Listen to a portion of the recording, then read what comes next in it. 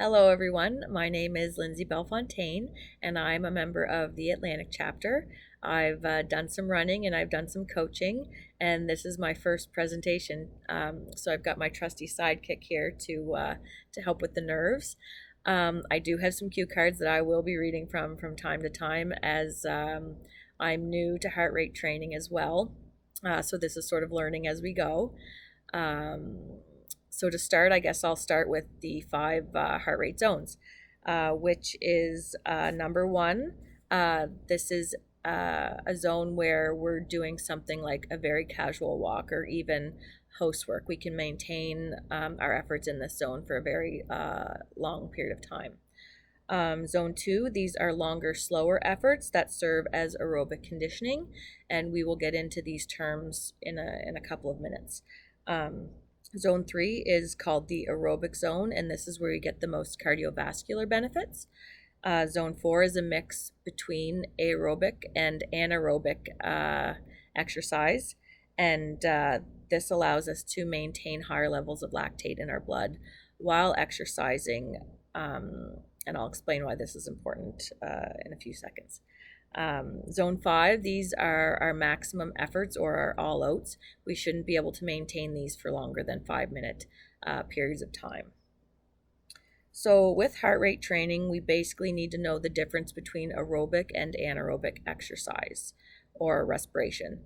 So aerobic respiration means that we are working out in an oxygen-rich environment, and anaerobic respiration is when we are working out in an oxygen-deficient environment. So to exercise, our body needs to break down sugars and convert them to glycogen, which serves as our energy or our fuel. When we train in zones 1 or 3, our body has an adequate supply of oxygen for this process, and this is what we call aerobic respiration. So when you practice aerobic respiration, your muscles have all the oxygen they need to perform. And the waste products from aerobic respiration are carbon dioxide and water, and these byproducts are expelled simply through breathing. They take no more effort than that. Anaerobic running, so when we're running in zones 4 and 5, occurs when there's not enough oxygen to break down the sugars, and our muscles begin to do so. And when this happens, instead of carbon dioxide and water being produced and expelled through our breath, the muscles also produce lactate, which is what causes that the burning sensation in your muscles, or almost like that glue when you've worked out too hard or maybe overdone it and you can't quite get down the stairs properly for the next day or potentially the next couple of days. So this means recovery takes longer because lactate is more difficult to reconvert into energy. So training aerobically allows you to build endurance while also decreasing recovery time, while working in those zones 4 and 5 will take you longer to recover because of the lactate buildup in your bloodstream. So this is why it's so important to keep your easy and long runs in the low end of your zones, because it allows you to recover quickly and move forward in your training without potential injuries when you're trying to work out when you're tired.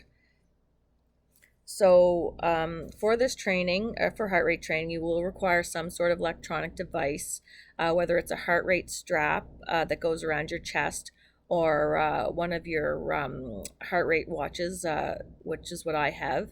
And with these devices, you will be provided with an app, and a lot of these apps will come with a generalized sort of heart rate zone based on your age and what information you input into the app.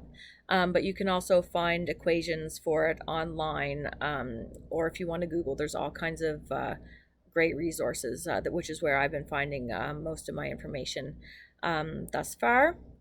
With regard to the training plans, they do differ from maybe what we're used to. Instead of building by distance increments, we're building by time allotments.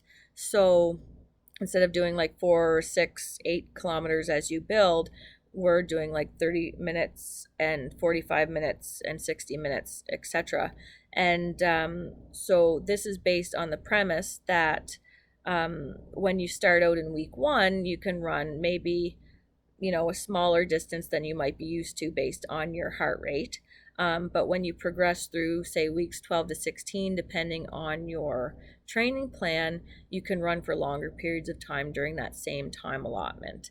So it's a different way, maybe, than we've thought about it. But if you're like me, who's been struggling a bit during these long periods at home without your running buddies, or you sort of want to start from scratch, I think this is a great way to do it. It helps build your endurance if you're going to be training for some of those longer runs, like your half marathon and your marathon distances. Um, and even if you're a seasoned runner, it might be a neat experiment to see sort of where your heart rate lands, and if it allows you to see improvements. Um, anyway, it's always nice to try something different. And if you have any questions, please feel free to reach out. Like I said, I'm new, but we are a team and we're all in this together. So, keep fundraising, keep running, and hopefully sometime soon we can do it all together again. I hope this was helpful, and have a great night. Bye now.